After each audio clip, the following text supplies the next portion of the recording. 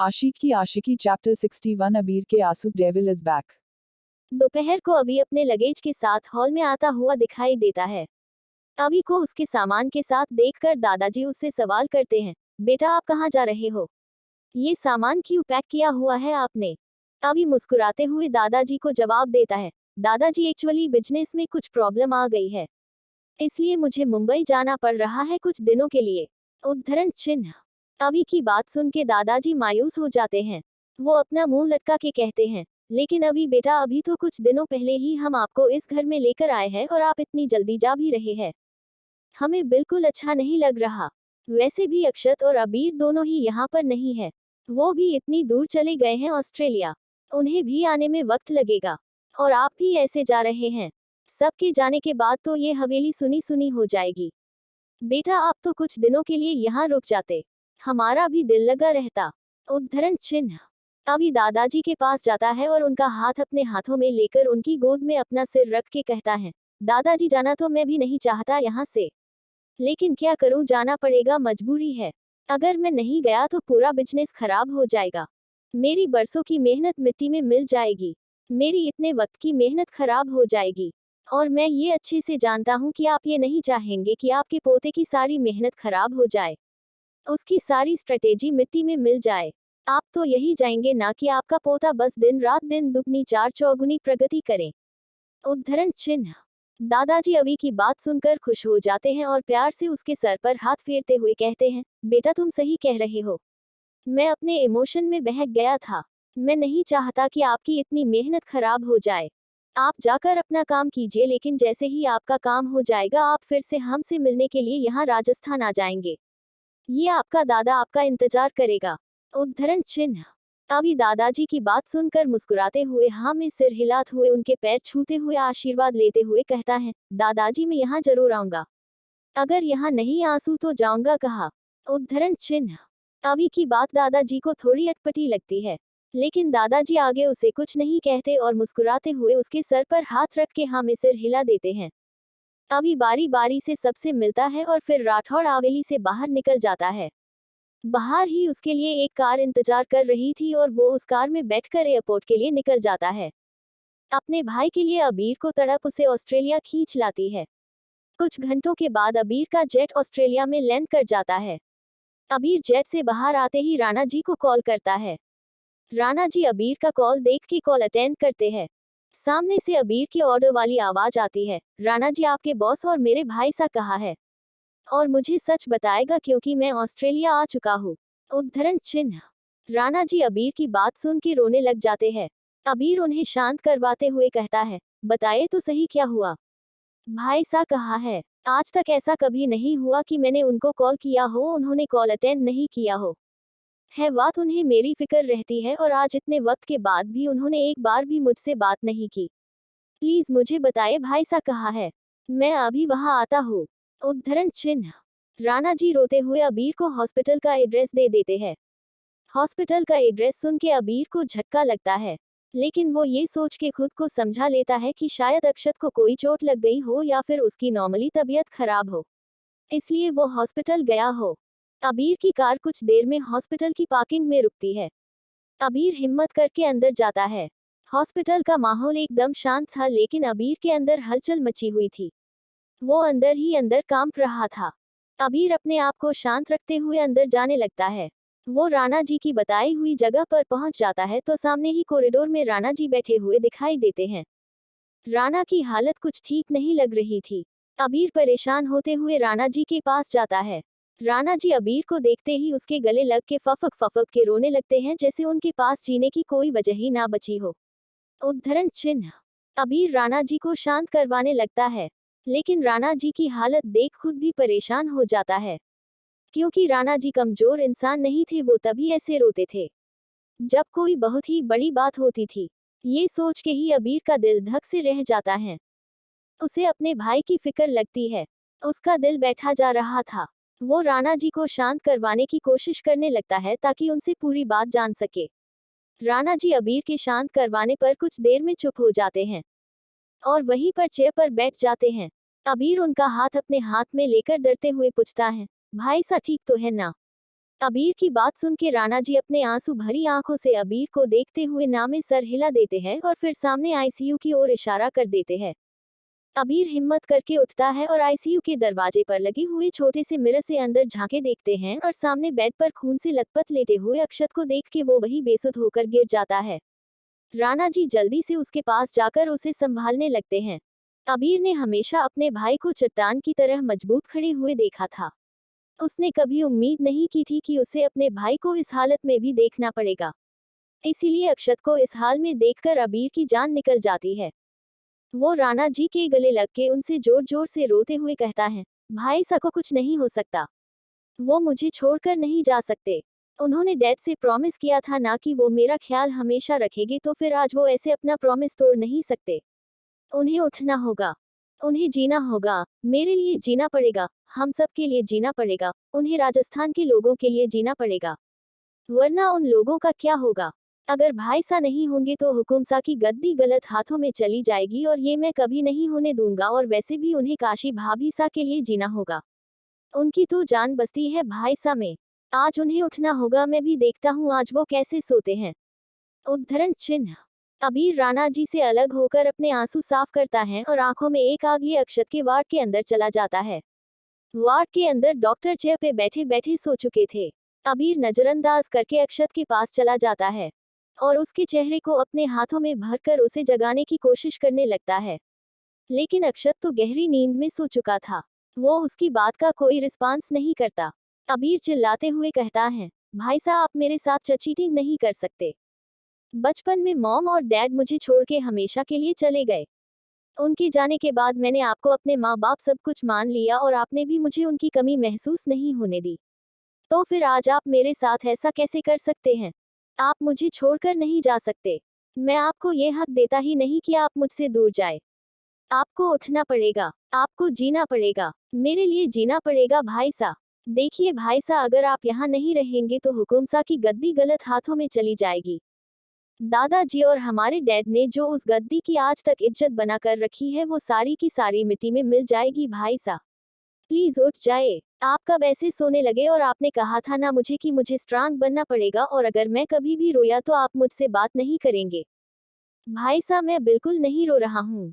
आपका भाई बिल्कुल स्ट्रांग बन चुका है। प्लीज भाई साहब उठिए ना। अबीर अक्षत को गले लगाकर जोर जोर से रोने लगता है। लेकिन अबीर उसको कोई रिस्पांस नहीं करता। अबीर जोर जोर से रोने लगता है और उसे अपनी बाहों में भर लेता है। अबीर की आंखों के आंसू अक्षत की आंखों पर गिरने लगते हैं। अबीर का रोना देखकर वार्ड में बैठे हुए सभी डॉक्टर्स की भी आंखें नम हो जाती हैं। उनकी भी आंखों से आंसू बहने लगते हैं। अबीर के आंसू अक्षत के पूरे चेहरे को भीगने लगते हैं। अचानक से अबीर को एक झटका सा लगता है। उसका सिर अक्षत के सीने पे रखा हुआ था। वो अपना कान थोड़ा सा मूव करके सुनता है तो उसे अक्षत की धड़कन सुनाई देने लगती है। अक्षत की धड़कन सुन के वो जल्दी से डॉक्टर को चेक करने के लिए बोलता है। डॉक्टर पहले तो इनकार कर देते हैं ये सोच के कि ये अबीर का अक्षत के लिए प्यार बोल रहा है। लेकिन अबीर के बार बार बोलने पे वो सिर्फ उसकी तसल्ली के लिए जल्दी से अक्षत को चेक करने लगते हैं। पहले तो डॉक्टर को यकीन नहीं आता कि जो अबीर ने कहा है वो बिल्कुल सच है। लेकिन जब डॉक्टर फिर से एक एक करके उसको चेक करते हैं तो उन सबको यकीन आ जाता है कि ये चमत्कार हो चुका है। अक्षत की सांसें लौट आई है। वो जल्दी से अबीर को बाहर जाने के लिए कहते हैं और खुद अक्षत का ट्रीटमेंट करने लगते हैं। उसके हाथ पैर सिर और बाकी बॉडी में जहां जहां चोट आई थी वहां ट्रीट करने लगते हैं। अक्षत के मुंह पे ऑक्सीजन मास्क लगा देते हैं और बाकी का प्रोसेस करने लगते हैं। अबीर बाहर आके राणा जी को भी ये बात बताता है और उनकी जान में जान आ जाती है। राणा जी और अबीर एक दूसरे को गले लग के जोर जोर से नाचने लगते हैं और मुस्कुराते हुए कहते हैं, डेविल इज बैक। उद्धरण चिन्ह। CH62 नौकर हो नौकर की तरह रहो। अक्षत की बॉडी में थोड़ी मूवमेंट होता देख अबीर की जान में जान आती है। अबीर के बार बार बोलने पे डॉक्टर्स अक्षत को फिर से चेक करने लगते हैं। डॉक्टर अक्षत को चेक करते हैं और उनके भी होश उड़ जाते हैं क्योंकि अक्षत का दिल धड़क रहा था। डॉक्टर अबीर को बाहर भेज देते हैं और अक्षत को ट्रीट करने लगते हैं क्योंकि उसकी सांसें लौट आई थी। अबीर बाहर आके राणा जी को भी ये सब कुछ बता देता है और अबीर की बात सुन के राणा जी की तो खुशी का ठिकाना ही नहीं रहता। उन्हें तो जैसे एक नई जिंदगी मिल गई थी। वो अबीर के गले लग के जोर जोर से नाचने लगते हैं। दोनों का हाल कुछ ऐसा था कि जैसे उन्हें एक नया जन्म मिल गया हो। ऊपर वाले ने उनकी सुन ली हो। अक्षत का ट्रीटमेंट करने के कुछ देर बाद डॉक्टर आईसीयू का दरवाजा खोलकर बाहर आते हैं और अपने चेहरे पर मुस्कुराहट लिए राणा जी और अबीर को कहते हैं, मिस्टर राठौर की तबीयत अब बिल्कुल ठीक है। वो अभी खतरे से बाहर है, लेकिन उनके सर पर जो चोट लगी है वो ज्यादा गहरी है, इसीलिए उन्हें रिकवर करने में थोड़ा टाइम ज्यादा लग सकता है। और हाँ, एक बात का ध्यान रखना होगा कि वो ज्यादा स्ट्रेस ना ले, क्योंकि उनके सर पर चोट काफी गहरी लगी है। और बाकी की बातें उनके होश में आने के बाद ही बता सकते हैं, क्योंकि हो सकता है कि वो अपनी कुछ यादें भूल जाएं, क्योंकि उनके ब्रेन के मेन हिस्से में चोट लगी है, इसीलिए वो अपनी कुछ यादें शायद भूल सकते हैं। बाकी तो सब ऊपर वाले के हाथ में है। उद्धरण चिन्ह। डॉक्टर अबीर और राणा जी को सारी बातें बताकर वहां से चले जाते हैं। अबीर और राणा जी तो बस ये सुनकर ही खुश हो जाते हैं कि अक्षत अभी खतरे से बाहर है।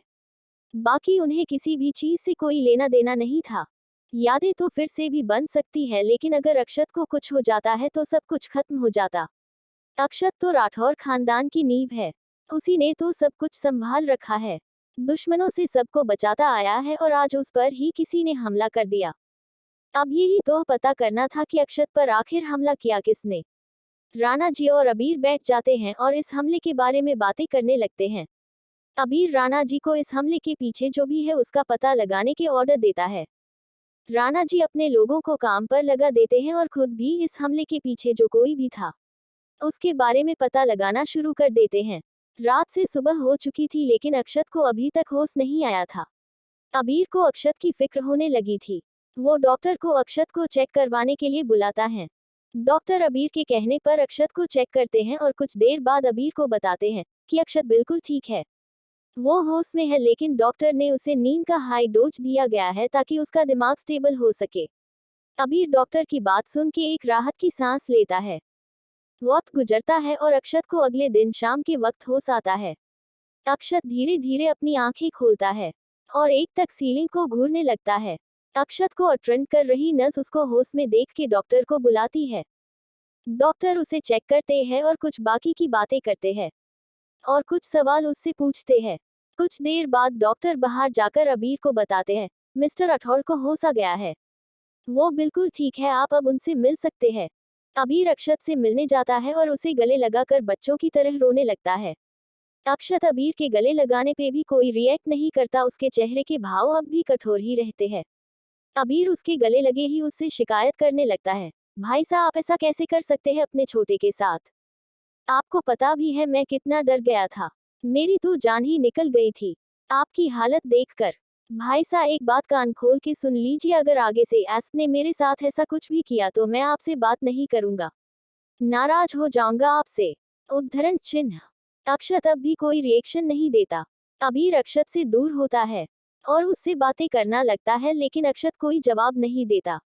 अबीर को लगता है कि शायद चोट लगने की वजह से अक्षत ऐसे बिहेव कर रहा है और अबीर वैसे ही अक्षत से बातें करता रहता है। अक्षत अब भी कोई रिएक्शन नहीं देता, लेकिन उसके चेहरे से ऐसे लग रहा था कि जैसे वो खुद को कंट्रोल कर रहा हो, अपने गुस्से को कंट्रोल कर रहा हो, जैसे वो अबीर की बातें सुन के चीड़ रहा हो। अक्षत से जब और कंट्रोल नहीं होता तो वो अबीर पे गुस्से से चिल्लाते हुए कहता है, अबीर बिहेव योरसेल्फ, तुम बच्चे नहीं हो जो बच्चों की तरह एक्ट कर रहे हो, अपना ये मुंह बंद रखो और जाके अपना काम करो, किसी को भी हॉस्पिटल में रुकने की जरूरत नहीं है, समझे, और अब निकलो मेरे वार्ड से, मुझे रेस्ट करना है, तब से दिमाग खराब कर रखा है। उद्धरण चिन्ह। अक्षत के मुंह से ऐसी बातें सुन के अबीर को बहुत बुरा लगता है और वो चुपचाप बाहर निकल जाता है। अक्षत की बातें अबीर को बहुत ज्यादा हर्ट कर रही थी, उसे अपने दिल में दर्द हो रहा था, लेकिन वो ये सोचकर खुद को कंट्रोल कर लेता है कि शायद अक्षत की तबीयत इतनी खराब उसे चोट लगने की वजह से है, और उसे डॉक्टर ने भी बताया था कि वो शायद ऐसे एबनॉर्मल बिहेव कर सकता है, इसीलिए अक्षत ऐसे बिहेव कर रहा होगा। अबीर चुपचाप बाहर आके बाहर रखी हुई चेयर पर बैठ जाता है और राणा जी के आने का इंतजार करने लगता है, जो किसी काम से बाहर गए थे। कुछ देर के बाद राणा जी हॉस्पिटल पहुंच जाते हैं। अबीर उन्हें अक्षत के होश में आने के बारे में बता देता है, लेकिन अबीर उन्हें अक्षत के बिहेव के बारे में कुछ भी नहीं बताता, क्योंकि राणा जी को इस बात से बुरा लग सकता था, इसलिए अबीर चुप ही रहता है। राणा जी अक्षत से मिलने के लिए उसके वार्ड के अंदर जाते हैं। अक्षत उस वक्त अपने बेड पर लेटा हुआ था और एक टक सीलिंग को घूरे जा रहा था। राणा जी के आने पर दरवाजा खुलने की आवाज से अक्षत एक नजर राणा जी को देखता है और उसका मुंह बुरा सा बन जाता है, जैसे उसे राणा जी के आने की कोई खुशी ना हुई हो। राणा जी जल्दी से जाके अक्षत के गले लग जाते हैं और उसके गले में लिफ्ट के बच्चों की तरह रोते हुए कहते हैं, साले तेरी हिम्मत कैसे हुई खुद को इतनी चोट लगने देने की? तुझे पता भी है मेरी जान निकल रही थी और तू यहाँ पर आराम से सो रहा था। एक बात कान खोल कर सुन ले, अगर फिर से ऐसी कोई हरकत की या फिर मुझे रुलाया ना तो तेरी टांगे तोड़ दूंगा।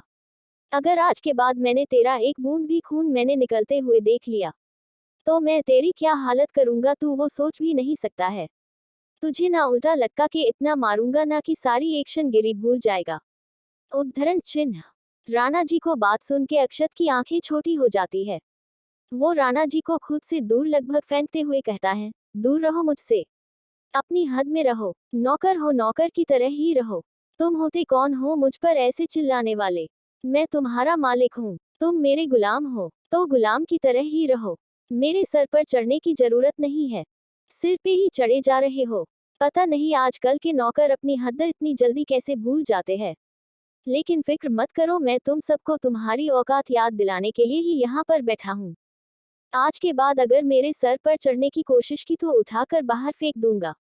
अब जाओ, जाकर बाहर मेरा इंतजार करो और मुझे इस हॉस्पिटल से डिस्चार्ज दिलाओ। वैसे भी इसकी शक्ल देख देख मेरा दिमाग खराब हो रहा है। पता नहीं किस लो स्टैंडर्ड हॉस्पिटल में मुझे एडमिट करवा दिया है। निकलो, मेरी शक्ल क्या देख रहे हो? अक्षत लगभग राणा जी पर चिल्लाते हुए कहता है। राणा जी की आंखें अक्षत की बात सुन के पनीली हो जाती है। वो कहाँ अपने दोस्त की फिक्र में मर रहे थे और उनका दोस्त उनके साथ ऐसा बिहेव कर रहे हैं। राणा जी बाहर जाते हैं और अबीर के गले लग के फूट फूट के रोने लगते हैं। अबीर उन्हें शांत करवाते हुए उनके रोने की वजह पूछता है, लेकिन राणा जी उसे क्या बताते कि उसका भाई उन्हें नौकर बुला रहा है। अबीर को अपने भाई की हरकत जानकर बहुत बुरा लगता, इसीलिए राणा जी अबीर को बस इतना ही कहते हैं कि अक्षत की हालत देख के उन्हें रोना आ गया। इसके आगे वो अबीर को कुछ नहीं कहते और चुपचाप उसके गले लगे रहते हैं। अबीर भी आगे कुछ नहीं कहता क्योंकि वो भी हट हो चुका था। आखिर कितनी ही देर तक वो अपने अंदर अपने आंसू दबा कर रखता। वहीं दूसरी तरफ इंडिया में मास्क मैन अपनी ड्रिंक पीते हुए ये सारा नज़ारा एंजॉय कर रहा था। उसके चेहरे पर एक कातिल मुस्कान थी। वो स्माइल करते हुए अपनी ड्रिंक की सिप लेते हुए कहता है, ये तो अभी शुरुआत है, अभी तो मैंने खेल खेलना शुरू किया है, आगे आगे देखो होता है क्या। तुम्हारे भाई सा को अगर तुम्हारा दुश्मन ना बना दिया तो मैं भी तुम सबका सबसे बड़ा दुश्मन नहीं है। कोट। इतना बोल के मास्क मैन जोर जोर से हंसने लगता है। उसकी हंसी पूरे घर में गूंज रही थी। उसकी हंसी की आवाज से वो घर और भी ज्यादा डरावना लग रहा था। CH6322 अक्षत। ऑस्ट्रेलिया। अक्षत से मिलने के लिए राणा जी और अबीर जाते हैं, लेकिन अक्षत दोनों की ही बेइज्जती कर देता है और वो दोनों भी ये सोच के कि उसकी तबीयत खराब है चुप रह जाते हैं और कुछ नहीं कहते और दोनों एक दूसरे को भी कुछ नहीं बताते। अक्षत के कहे अनुसार राणा जी उसके डिस्चार्ज पेपर रेडी करवाने चले जाते हैं और अबीर डॉक्टर से बात करने चला जाता है। वही वार्ड के अंदर मास्क पहने एक डॉक्टर अंदर जाता है। अक्षत उस वक्त आंख बंद करके लेटा हुआ था। किसी की आहट जान के वो आंखें खोल के देखता है और सामने खड़े इंसान को देख के उसकी आंखों में चमक आ जाती है। डॉक्टर मास्क हटाता है और अक्षत के पास जाके उसे एक छोटी सी मेडिसिन की बोतल दे देता है। अक्षत बैठ से उठ के खड़ा हो जाता है और एक टक उस बोतल को टेढ़ी स्माइल करते हुए घूरने लगता है। अक्षत डॉक्टर से कहता है, डोज हाई है ना? वैसे भी बहुत सख्त चीज है वो, इतनी आसानी से मुंह नहीं खोलेगा, बहुत मेहनत लगेगी, वैसे भी खून भी तो राठौड़ का है। उद्धरण चिन्ह।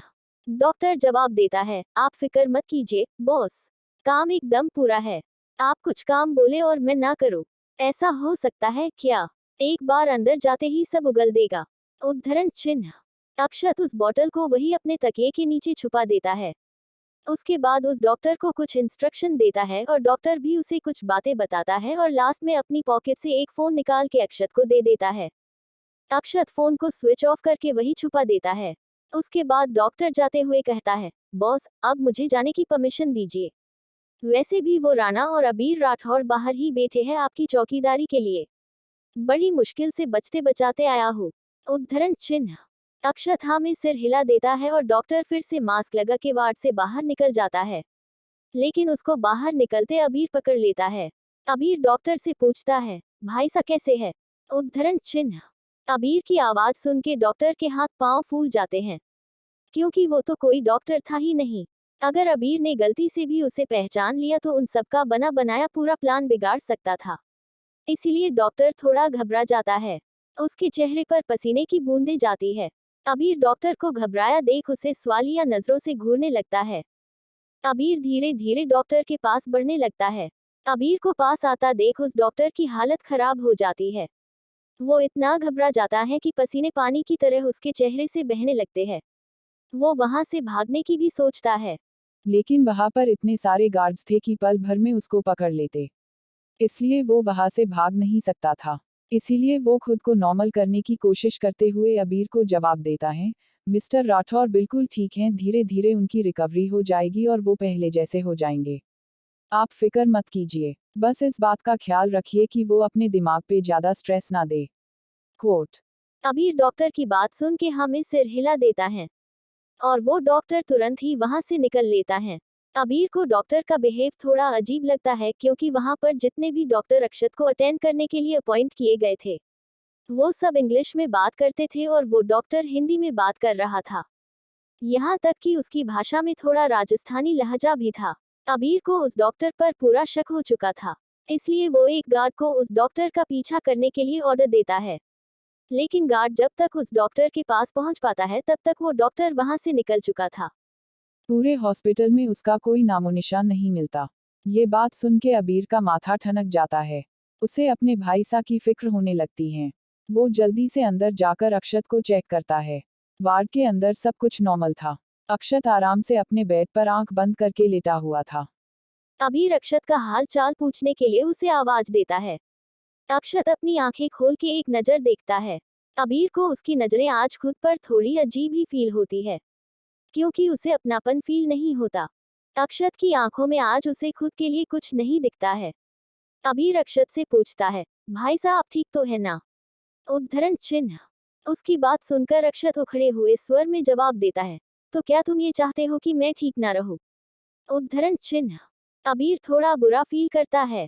वो खुद को रोने से रोकते हुए कहता है, मैं ऐसा क्यों चाहूंगा कि आप ठीक ना हो? मैं तो बस आपका हाल चाल पूछना चाहता था, क्योंकि मुझे थोड़ी फिक्र हो रही थी और इससे ज्यादा कुछ नहीं। उद्धरण चिन्ह। अक्षत वैसे ही बेरुखी से जवाब देता है, अगर हाल चाल पूछना हो गया हो तो तुम यहाँ से जा सकते हो, मुझे रेस्ट करना है। अबीर हाँ में सिर हिला के वार्ड से निकल जाता है। अबीर को अक्षत का बिहेवियर बुरी तरह खटक रहा था, लेकिन वो आंखों देखे सच को भी नहीं झुठला सकता था।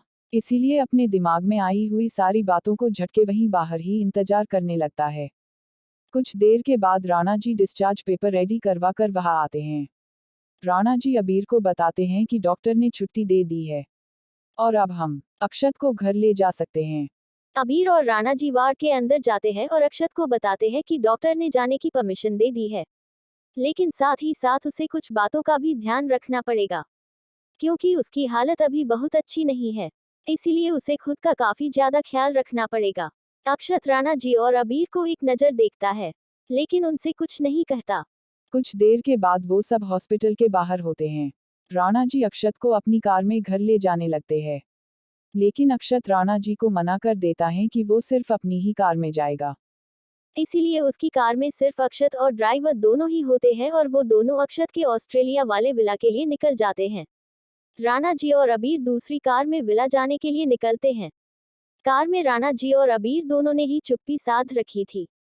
दोनों को ही अक्षत का बिहेवियर समझ में नहीं आ रहा था, लेकिन दोनों ये सोचते हैं कि डॉक्टर ने कहा था कि अक्षत के सर पर काफी गहरी चोट लगी है, इसीलिए उसका व्यवहार ऐसा होगा। थोड़े दिनों में वो बिल्कुल ठीक हो जाएगा, तो पहले जैसे ही बिहेव करने लगेगा। ये सोचकर दोनों चुप रहते हैं। कुछ देर में वो दोनों भी अक्षत के विला में पहुंच जाते हैं। अक्षत पहले ही विला में पहुंच चुका था। वो सीधा कार से निकलकर अपने रूम की तरफ चला जाता है और अंदर जाकर अपने रूम का गेट लॉक कर लेता है। कुछ देर के बाद राणा जी और अबीर भी विला में पहुंच जाते हैं। वो सर्वेंट से अक्षत के बारे में पूछते हैं तो सर्वेंट उन्हें बताते हैं कि वो अपने कमरे में जा चुका है। राणा जी और अबीर अक्षत के कमरे की तरफ बढ़ जाते हैं। वो दरवाजा नॉक करते हैं, लेकिन अंदर से अक्षत सिर्फ इतना जवाब देता है, मैं अभी रेस्ट कर रहा हूँ, बाद में बात करते हैं। उद्धरण चिन्ह। अबीर और राणा जी अक्षत को रेस्ट करता हुआ छोड़ के अपने अपने कमरे में चले जाते हैं। राणा जी अपने कमरे में आते हैं और जो भी इन दिनों हुआ है उसके बारे में सोचने लगते हैं। वो अपने भरोसेमंद आदमी को फोन करते हैं और वहां बिल्डिंग में जो ब्लास्ट हुआ था उस बिल्डिंग के आसपास की जितनी भी जगह है वहां की सीसीटीवी फुटेज चेक करने के ऑर्डर देता है। राणा जी का आदमी उन्हें कुछ देर में काम हो जाने का बताकर कॉल कट कर देता है। राणा जी अपने बेसिस पर पुलिस से वहां की सारी डिटेल चेक करने लगते हैं। इंडिया में दादाजी और बाकी सभी को अक्षत की फिक्र हो रही थी, क्योंकि उसने उनसे 2-3 दिन से कोई बात नहीं करी थी, जबकि कभी भी ऐसा नहीं हुआ था कि अक्षत उनसे बात ना करता हो, वो चाहे कितना भी बिजी क्यों ना हो, लेकिन दिन में एक बार उनका हालचाल जरूर पूछता था। और इस बार अक्षत ने उनके पास कोई कॉल नहीं किया था, न ही राणा जी से उसने कोई कॉल करवाया था। इसलिए दादाजी परेशान होकर खुद अबीर को कॉल करते हैं। अबीर दादाजी का कॉल देखकर खुद को नॉर्मल करके बिल्कुल अच्छे लहजे में फोन उठाकर उनसे उनका हालचाल पूछता है। सामने से दादाजी अपनी कड़क आवाज में कहते हैं कि उनका नालायक पोता कहाँ है और क्या कर रहा है, फोन क्यों नहीं उठा रहा है और ना ही खुद कॉल कर रहा है। अबीर दादाजी को जवाब देता है कि एक बहुत बड़ी डील होने वाली है जिसके लिए अक्षत काफी बिजी चल रहा है। वो दिन रात बस काम ही कर रहा है, उसे अपने खाने पीने की भी कोई सुध नहीं रहती। उसने उसे बोला था आपके पास कॉल करने के लिए, लेकिन उसके ही दिमाग से निकाल गया। उद्धरण चिन्ह। इसीलिए वह किसी को भी कॉल नहीं कर पा रहा है। दादाजी भी अबीर की बातों पर यकीन कर लेते हैं और आगे उससे कुछ नहीं कहते। वो बस इतना ही कहते हैं कि अक्षत जैसे ही फ्री हो जाएगा उनकी बात से करवा दे। अबीर भी हाँ बोलकर कॉल कट कर देता है। अबीर एक गहरी सांस लेता है, क्योंकि उसे तो लगा था कि दादाजी उसका झूठ पकड़ ही लेंगे। अबीर कॉल कट करने के बाद एक राहत की सांस लेता है। वो अपने बेड पर फैलते हुए गिर जाता है, क्योंकि वो भी इस टाइम काफी थक चुका था। उसने ठीक से खाना भी नहीं खाया था और ना ही ठीक से रेस्ट किया था। वो लगातार बस काम ही कर रहा था। दिन गुजर जाता है और रात के समय तकरीबन 2 बजे अक्षत के कमरे का दरवाजा खुलता है और अक्षत एक ब्लैक हुडी पहने हुए अपने कमरे से बाहर आता है। वो इधर उधर नजर दौड़ाकर किसी को देखने लगता है, लेकिन जब उसे कोई दिखाई नहीं देता तो वो चुपचाप विला से बाहर जाने लगता है। कुछ ही सेकंड के बाद वो विला के बाहर अपनी कार लेकर खड़ा हुआ था। अक्षत की कार ऑस्ट्रेलिया की सड़कों पर दौड़ पड़ती है। कुछ देर के बाद उसकी कार एक सुनसान से इलाके में रुकती है। वो कार से बाहर आता है और संकरी गली में चला जाता है। कुछ दूर चलने के बाद वो एक बड़े से फार्म हाउस के सामने खड़ा था, जो आसपास पुराने टूटे फूटे घरों से घिरा हुआ था। कोई दूर से देखने पे ये नहीं बोल सकता था कि यह कोई फार्म हाउस भी हो सकता है। अक्षत आगे जाता है और उसको देख के वहां खड़े गार्ड्स नीचे सिर झुका लेते हैं। CH-64 पाखी मर चुकी है। अक्षत एक सुनसान इलाके में जाता है और थोड़ी संकरी गलियों से निकलते हुए एक फार्म हाउस के आगे पहुंच जाता है। वो वहां जाता है तो वहां जितने भी गार्ड्स थे वो उसको सिर झुकाकर नमस्कार करते हैं। अक्षत सबको इग्नोर कर सीधा फार्म हाउस के अंदर चला जाता है और फार्म हाउस के अंदर जाकर वो सीधा बेसमेंट में जाता है और वहां की लाइट्स ऑन करता है। सामने ही कुर्सी पर एक इंसान को बांध के रखा गया था। उसको बहुत ज्यादा मारा गया था, जिस वजह से उसकी पूरी बॉडी से खून निकल रहा था। अक्षत उस इंसान के पास जाता है और उसके बाल पकड़ के उसका चेहरा ऊपर करके उसकी आंखों में देखते हुए कहता है, कैसे हो मिस्टर अक्षत राठौर। उद्धरण चिन्ह। सामने कुर्सी पर बंधा हुआ अक्षत अपनी जहरीली आंखों में बेहिसाब गुस्सा लिए अपने सामने खड़े इंसान को देखता है, जिसने सेम टू सेम उसके चेहरे जैसा मुखौटा पहना हुआ था। अक्षत तो उस इंसान को देखकर अपने दांत पीस लेता है, लेकिन डुप्लीकेट अक्षत को फिर भी कोई फर्क नहीं पड़ता। वो अपनी पूरी ताकत से अक्षत के बाल और भी बेरहमी से खींचता हुआ उसके पैरों को अपने जूतों से कुचलने लगता है। अक्षत, जिसको पहले ही पैरों में चोट लगी हुई थी, उस आदमी के कुचलने से उसे बेहिसाब दर्द होता है, लेकिन वो अपने मुंह को इतना कस के बंद करता है कि उसकी चीख गलती से भी उस इंसान को सुनाई नहीं देती। वो आदमी अक्षत की दर्द भरी चीख सुनने के लिए बेसब्र था, लेकिन अक्षत ने अपना मुंह ही नहीं खोला। अक्षत को मुंह ना खोलते देख वो आदमी उसके बाली के घावों पर भी अपने हाथ चलाने लगता है और उसे और भी ज्यादा तकलीफ देने लगता है। लेकिन अक्षत भी जिद्दी था, उसमें भी राठौड़ खानदान का खून था। वो इतनी जल्दी हार मानने वालों में से तो बिल्कुल भी नहीं था। उस आदमी की सारी कोशिशें धरी की धरी रह जाती है। लेकिन उसे अक्षत की जरा सी भी चीख सुनाई नहीं देती। अक्षत अपनी आंखों में आग लिए उस इंसान को देखता रहता है। अक्षत की आंखों में उस इंसान को जरा भी खौफ नजर नहीं आ रहा था, जिस वजह से वो और भी ज्यादा चीड़ रहा था। वो अक्षत को और भी ज्यादा दर्द देने लगता है। लेकिन अक्षत फिर भी टस से मज नहीं होता और उसके सामने अपने घुटने नहीं टेकता। वो आदमी अब भी अक्षत की आंखों में वही आग देख के और भी ज्यादा चीर जाता है और अपने बाल नोचने लगता है। वो अक्षत का गला पकड़ के दबाने लगता है और उसको दर्द देते हुए कहता है, किस मिट्टी के बने हो? इतना सब कुछ कर लिया फिर भी मुंह से एक भी चीख नहीं निकल रही है तुम्हारे। आखिर क्या खाकर पैदा किया था तुम्हारी माँ ने तुम्हें? उस इंसान की बात सुन के अक्षत के चेहरे पर घमंड भरी मुस्कान आ जाती है। वो उसकी शक्ल देखकर मुस्कुराने लगता है और मुस्कुराते हुए कहता है, क्या बात है बड़े भैया, इतनी जल्दी थक गए? Avinash Rathore son of mister Suraj Bhan Rathore, इतना ही दम था तुम्हारे बाप के खून में या फिर उबाल मारना बंद कर दिया तुम्हारे बाप के खून ने? उद्धरण चिन्ह। अपने बाप का नाम सुनकर अविनाश को और भी ज्यादा गुस्सा आने लगता है। वो अक्षत को पंच मारने लगता है उसके चेहरे पर। लेकिन अविनाश के पंच मारने से भी अक्षत वैसे ही मुस्कुराता रहता है। अविनाश उसको मुस्कुराते देख बुरी तरह अपना आपा खो देता है और पास में पड़ी बेल्ट उठा के अक्षत को मारने लगता है। लेकिन थोड़ी देर के बाद अविनाश खुद ही थक जाता है। लेकिन अक्षत की मुस्कुराहट, उसका घमंड, उसका गुरु और उसके चेहरे का तेज अब भी वैसे ही बरकरार रहता है। अक्षत अविनाश को हार मानता देख थोड़ी थोड़ी अपनी चार को खिसकाने की कोशिश करता है और धीरे धीरे अविनाश के पास पहुंच जाता है। अविनाश उसको अपने पास आता देख अपना मुंह फेर कर बैठ जाता है। अक्षत वैसे ही अपना ऑरा कायम रखते हुए अविनाश से कहता है, क्या हुआ और नहीं मारना मुझे? तुम चाहे जितनी भी कोशिश कर लो लेकिन इस अक्षत राठौर को अपने कदमों में कभी भी नहीं झुका पाओगे। जिस काम के लिए तुम्हारे बाप ने तुम्हें भेजा है ना, वो काम तो मैं कभी पूरा नहीं होने दूंगा। उद्धरण चिन्ह। अविनाश अक्षत का मुंह दबाते हुए कहता है, अपनी जुबान से मेरे डैड का नाम भी लिया तो जुबान खींच लूंगा। और रही बात मेरे काम की, वो तो मैं पूरा करके ही रहूंगा। खुद तो तुम मेरे ट्रैप में उलझे हो और अपनी फैमिली को बचाने की सोच रहे हो। वैसे एक बात तो माननी पड़ेगी, टेस्ट बहुत अच्छा है तुम्हारा। क्या आइटम है वो? तुझे अभी मेरे इस टॉर्चर से कोई फर्क नहीं पड़ रहा ना? लेकिन तब क्या करोगे जब तुम्हारी जान काशी के मखमली बदन को मैं अपने बिस्तर पे रोंदूंगा। उद्धरण चिन्ह। अविनाश ने इतना ही बोला था कि अक्षत गुस्से से शेर की तरह दहाड़ता है और एक एक लफ्ज पिसता हुआ कहता है, अगर तूने उसे हाथ लगाने की भी कोशिश की तो तेरे प्यार खानदान को फाड़ डालूंगा। तेरी बुरी नजर भी गई इस पे तो ऐसी जगह गाड़ूंगा कि पूरी कायनात के खत्म होने तक भी कोई नहीं ढूंढ पाएगा। उद्धरण चिन्ह।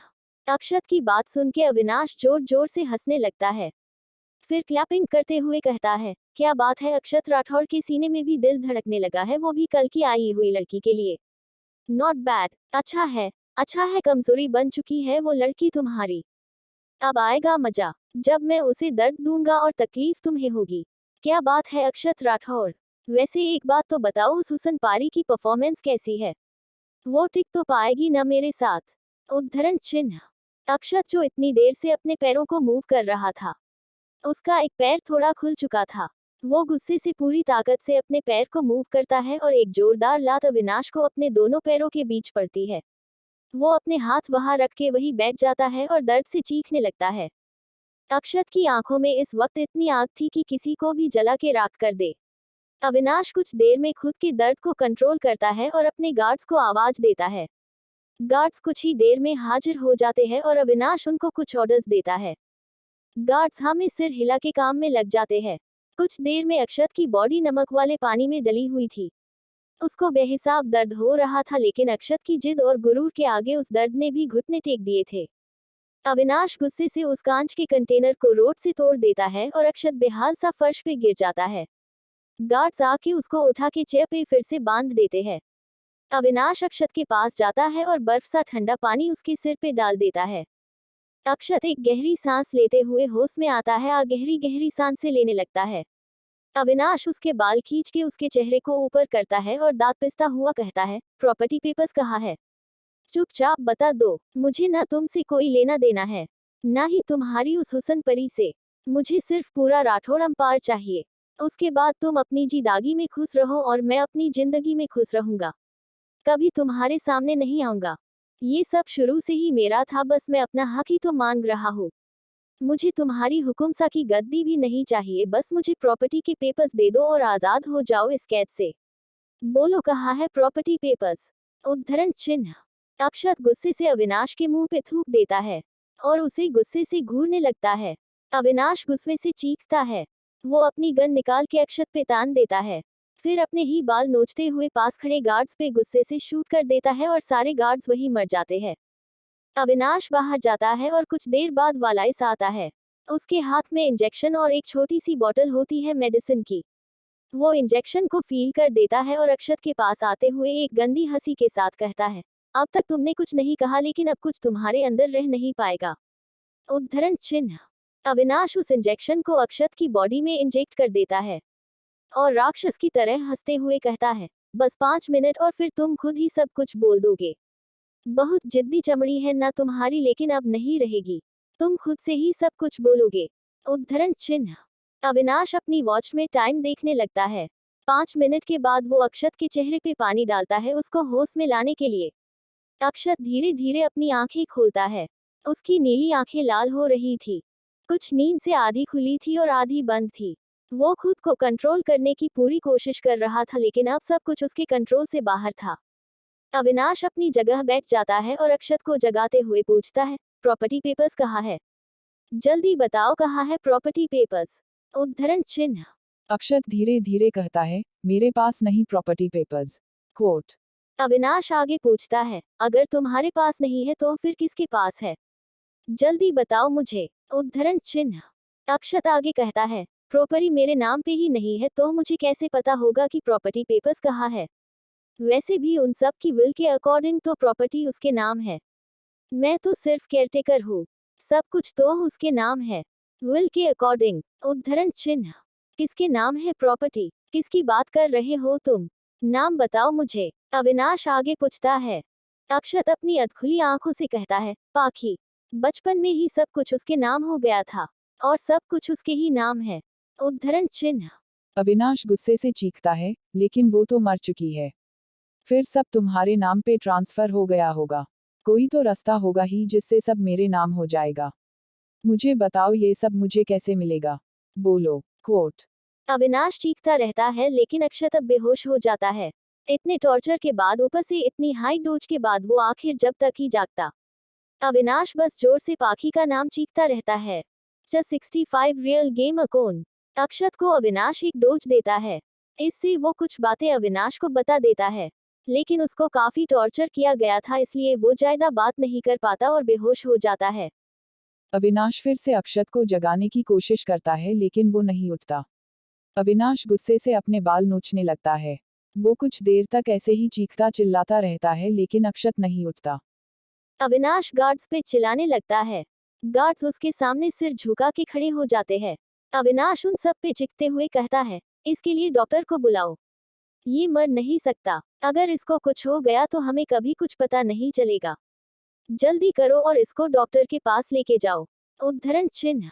गार्ड्स अक्षत को लेके चले जाते हैं। अक्षत जाने से पहले अपनी थोड़ी सी आंख खोल के अविनाश को देख के डेविल स्माइल करता है। वो अपने मन में, बड़े भैया आप सोच रहे हैं कि गेम आप खेल रहे हैं, लेकिन सच तो ये है कि ये सारा ट्रैप मैंने फैलाया है। अभी तो बस शुरुआत है।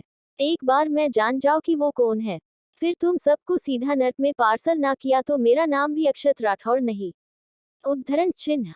गार्ड्स बेहोश अक्षत को लेके चले जाते हैं और एक कमरे में लिटा के थोड़ी देर में एक डॉक्टर को किडनैप करके ले आते हैं। कुछ देर में सफेद दाढ़ी और बालों वाला एक बूढ़ा आदमी अक्षत के सामने खड़ा था। डॉक्टर बार बार अपने चश्मे को ठीक करता हुआ कभी अक्षत को देखता तो कभी अपने पास खड़े गार्ड्स को। एक गार्ड आगे जाके उस बूढ़े डॉक्टर को डराते हुए कहता है, ए डॉक्टर देख क्या रहा है? जाके उसको चेक कर, या फिर तुझे अपनी जिंदगी प्यारी नहीं है जो ऐसे खड़ा है अभी तक? उद्धरण चिन्ह। डॉक्टर अपने पीले दांत दिखाते हुए कहता है, देखो मोटे भाई साहब, चेक तो हम इनको कर लेंगे, लेकिन एक बात तो बताओ, ये है कौन? कितनी चोट लगी हुई है इनको? तुमने तो कहा था कि एक्सीडेंट हुआ है, लेकिन इनकी शकल देख के तो ऐसा लग रहा है जैसे इन्हें किसी ने बहुत ज्यादा टॉर्चर किया हो। उद्धरण चिन्ह। गार्ड्स डॉक्टर की बात सुन के थोड़ा सकपका जाते हैं, लेकिन खुद को नॉर्मल रखते हुए अपनी गन निकाल के डॉक्टर पे तानते हुए कहते हैं, ए डॉक्टर, ज्यादा दिमाग चलाने की जरूरत नहीं है। तुझसे जितना बोला गया है उतना काम कर। सुन, चुपचाप इसका इलाज कर और यहाँ से चलता बन। अगर ज्यादा दिमाग और जुबान चलाने की कोशिश की तो यही दफना देंगे। उद्धरण चिन्ह। गार्ड्स अपनी गन निकाल के डॉक्टर पे तान देते हैं। डॉक्टर बेचारा अपने चश्मे को ठीक करता हुआ थोड़ा पीछे हो जाता है और फिर से अपने पीले दांत दिखा देता है। उसके दांत देख के गार्ड्स का मुंह बन जाता है, क्योंकि उसके दांत ऐसे लग रहे थे जैसे अभी अभी कमला पसंद खा के आया हो। डॉक्टर थोड़ा डरते हुए गार्ड से कहते हैं, देखो भाई साहब, इनका इलाज तो हम कर देंगे, लेकिन आप लोगों को बाहर जाना पड़ेगा, क्योंकि ऐसे तो हम इनका इलाज नहीं कर पाएंगे।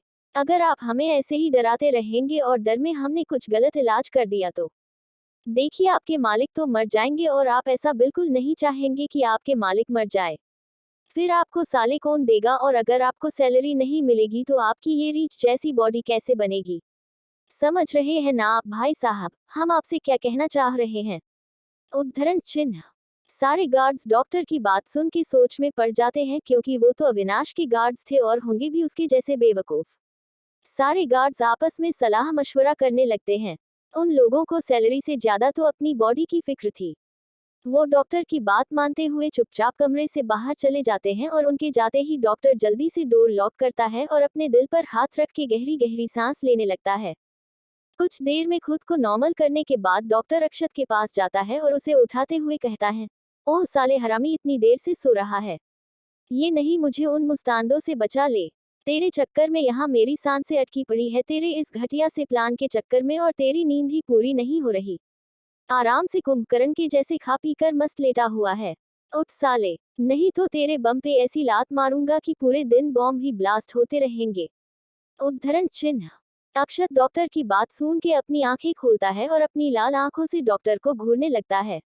फिर अपनी कड़क आवाज में कहता है, राणा जी, लगता है कुछ ज्यादा ही जुबान निकलने पड़ी है आपकी। बताना पड़ेगा कि मैं कौन हूँ। उद्धरण चिन्ह। राणा जी अपनी डॉक्टर वाली कीट से एक छोटी सी बोतल निकाल के इंजेक्शन में फील करते हैं और अक्षत को लगा देते हैं। और फिर उसके पास वही बेड पे बैठ के बड़े आराम से उसके पेट पे अपना सिर टेक के फैल के कहते हैं, मुझे अच्छे से पता है कि तू मेरा यार है, एक नंबर का हरामी इंसान है, कमीनेपन में सबका बाप है। लोगों को लगता है कि वो तेरे साथ गेम खेल रहे हैं, लेकिन यहाँ तू उनके साथ गेम खेल के निकल भी लेता है और उनको कानो कान खबर नहीं होती। उद्धरण चिन्ह। राणा जी की बात सुन के अक्षत अपनी एक आईब्रो ऊपर करता है और फिर अचानक ही डेविल स्माइल करता है। राणा जी उठ के बैठ जाते हैं और अक्षत भी बेड के क्राउन से टिक के बैठ जाता है। राणा जी अक्षत के घावों पे दवाई लगन लगते हैं। राणा जी उसके घावों को साफ करते हुए कहते हैं, साले घटिया आदमी ने बहुत ज्यादा टॉर्चर किया है तुम्हें। तुम क्यों इतना दर्द सह रहे हो। सूरजभान को उठा लेते हैं और 2-3 कान के नीचे पड़ेगे तो अपने आप ही सब उगल देगा। तुम चलो यह से, क्यों इतना दर्द सह रहे हो। वो बहुत घटिया आदमी है, देखो तुम्हें कैसे टॉर्चर किया है। तुम बस मुझे एक बार हुक्म तो दो, मैं उसको अभी ठिकाने लगा के आता हूँ। उद्धरण चिन्ह। अक्षत राणा जी की बात ध्यान से सुनता रहता है, लेकिन कोई जवाब नहीं देता। राणा जी उसके सभी घावों पे दवाई लगा के पट्टियां बांध देते हैं। कुछ देर दोनों ही खामोश हो जाते हैं। कुछ देर यूं ही खामोशी में बैठे रहते हैं। अक्षत फिर चुप्पी को तोड़ते हुए कहता है, वो कैसी है। उद्धरण चिन्ह। राणा जी के गहरी सांस लेकर जवाब देते हैं, उनका हाल कुछ अच्छा नहीं है। दिन भर रोती रहती है, बार बार अपने फोन को चेक करती है, इस उम्मीद में कि शायद आपका कोई कॉल या मैसेज आया होगा, लेकिन हर बार उन्हें निराशा ही हाथ लगती है। उद्धरण चिन्ह। राणा जी कुछ देर चुप रहते हैं, फिर एक गहरी सांस लेकर आगे कहते हैं, प्यार भी बड़ी दोगली चीज है, जिसको होता है वो भी रोता है, लेकिन जिसको नहीं होता वो भी इसकी तड़प में रोता है। ये प्यार ही तो है कि तुम्हारी हर चोट पर आंसू उसके निकलते हैं। चोट तुम्हें लगती है और आंसू उसके बहते हैं। यहाँ दर्द में तुम रहते हो और उतना ही दर्द वहां पर वो भी सहती है। उद्धरण चिन्ह। अक्षत राणा जी की बात सुन के अपनी आंखें बंद कर लेता है और उसकी आंखों के सामने काशी का मुस्कुराता हुआ चेहरा आ जाता है। वो अपने मन में खुद को कंट्रोल करते हुए जैसे काशी से बात कर रहा हो कहता है, बस कुछ दिन की बात है, तुम ये दर्द सह लो, फिर तुम्हारी आंखों में मैं कभी आंसू नहीं आने दूंगा। बस एक बार पता चल जाए कि वो कहाँ है, उसके बाद सब कुछ ठीक हो जाएगा। मैं वादा करता हूँ तुम्हारी आंखों में नमी तक नहीं आने दूंगा। हम हमेशा साथ रहेंगे, इन सब से बहुत दूर चले जाएंगे और अपनी छोटी सी दुनिया बसाएंगे। उद्धरण चिन्ह। अक्षत कुछ देर के बाद अपनी चुप्पी तोड़ते हैं और राणा जी से अपने आगे के प्लान के बारे में डिस्कस करने लगता है। वो लोग बातें कर ही रहे थे कि बाहर से गार्ड्स डोर नॉक करते हैं। राणा जी समझ जाते हैं कि उनके जाने का टाइम हो गया है। राणा जी फिर से अपना हुलिया चेक करते हैं कि वो लोग उन्हें पहचाने नहीं और अक्षत को काम पूरा होने का बोलकर अपने पीले दांत दिखाते हुए दरवाजे खोल देते हैं। गार्ड सैंडी झांक कर देखती है तो अक्षत आराम से बेड पर लेटा हुआ था, उसकी आंखें बंद थी। डॉक्टर जाने से पहले गार्ड्स को जवाब देते हैं, देखो भाई साहब, इनको काफी चोट लग चुकी है, इन्हें आराम की सख्त जरूरत है और थोड़ी देर टॉर्चर किया गया या उन्हें चोट लगती है तो उनकी जान भी जा सकती है। फिर उसके बाद जो कुछ भी होगा उसके जिम्मेदार आप सब होंगे। हम कुछ नहीं कर पाएंगे। अब आप हमें बाहर तक छोड़ दीजिए, वो क्या है ना कि हमारी बेगम हमारा इंतजार कर रही होगी। उद्धरण चिन्ह। राणा जी इतना बोल के शर्माने लगते हैं। गार्ड्स उनके घर के बाहर छोड़ देते हैं। राणा जी पैदल ही आगे चलने लगते हैं क्योंकि गार्ड्स अभी भी उनका पीछा कर रहे थे। कुछ दूर जाने के बाद गार्ड्स राणा जी का पीछा करना छोड़ देते हैं और राणा जी अपनी कार की तरफ बढ़ जाते हैं और वहां से निकल जाते हैं। राणा जी विला वापस आके चुपचाप अपने कमरे में जाके सो जाते हैं। उनके आने के कुछ देर बाद अविनाश की कार भी विला में रुकती है और वो भी अपने कमरे में जाकर सो जाता है। नेक्स्ट मॉर्निंग राणा जी की आंख घर में मच रहे शोर से खुलती है। रात को लेट सोने की वजह से राणा जी अब तक सुस्ता रहे थे। वो उठ के कमरे के बाहर जाते हैं तो अविनाश अबीर पे चिल्ला रहा था। अविनाश बोलता है, तुम छोटे हो, छोटे ही रहो। मुझे सिखाने की जरूरत नहीं है कि मुझे क्या करना है और क्या नहीं। अपनी हद में रहा करो। मुझे बेमतलब के लेक्चर बिल्कुल पसंद नहीं है। अगर आज के बाद मैंने तुम्हारी ये जुबान मेरे सामने खुलती देखी तो कुछ बोलने के लायक नहीं बचोगे। उद्धरण चिन्ह। अबीर अपना सिर झुका के कहता है, भाई मैं तो बस इतना बोल रहा था कि आपकी तबीयत अभी ठीक नहीं हुई है। आप कुछ दिन बाद इंडिया वापस जा सकते हैं और घर में सब लोग जब आपको इतनी चोट लगे देखेंगे तो सब परेशान हो जाएंगे। आप कुछ दिन बाद जब ठीक हो जाए तब इंडिया आ जाएगा। उद्धरण चिन्ह। अविनाश अबीर का मजाक उड़ाते हुए कहता है, मेरी कोई फैमिली नहीं है, वो सब सिर्फ तुम्हारे हैं, तो मुझे उनकी फिक्र करने की भी कोई जरूरत नहीं है, समझे तुम। अब जाओ और जाके जेट रेडी करवाओ, मैं आज ही इंडिया वापस जाऊंगा। उद्धरण चिन्ह। अबीर को अक्षत का बिहेवियर बिल्कुल समझ नहीं आता। वो अपनी नम आंखों के साथ चुपचाप वहां से चला जाता है। वही अविनाश अपने मन में, इंडिया जाके कितने सारे काम करने हैं। सबसे पहले तो डैड से अस्पाखी के बारे में पता करना है। मनहूस कही कि जब देखो तब मेरे काम में टांग अड़ाती रहती है। बचपन में भी ऐसी ही थी और मर के भी मेरा पीछा नहीं छोड़ रही। उद्धरण चिन्ह। कुछ देर के बाद अबीर, अविनाश और राणा जी इंडिया के लिए निकल जाते हैं और अक्षत को तो अविनाश ने रात को ही अपने जेट से भेज दिया था।